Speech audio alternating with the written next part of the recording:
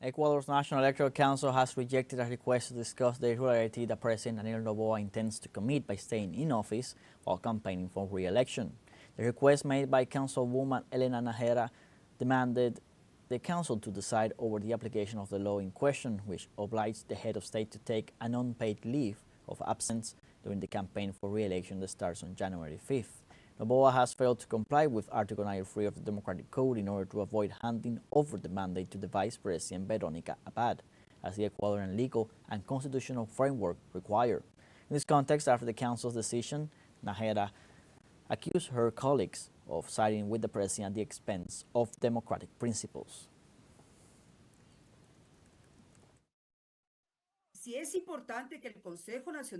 Yes, it is important that the National Electoral Council pronounces itself by means of a resolution, so that from there the compliance or non-compliance with the norm may be derived. Having said this, I know that you come to these sessions having previously discussed that you already know what is going to happen. I already anticipated it in an interview on the radio, that in general, the only counselor that is and acts alone is me, since all of you manage yourselves through previous discussions. Even the schedules you set are already agreed upon. So because of that, the citizens tell you and are aware of who is going to manage the electoral processes.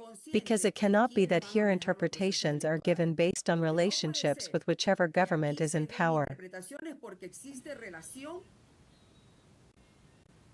In this context, the National Electoral Council of Ecuador approved an almost $14 million fund for the electoral campaign.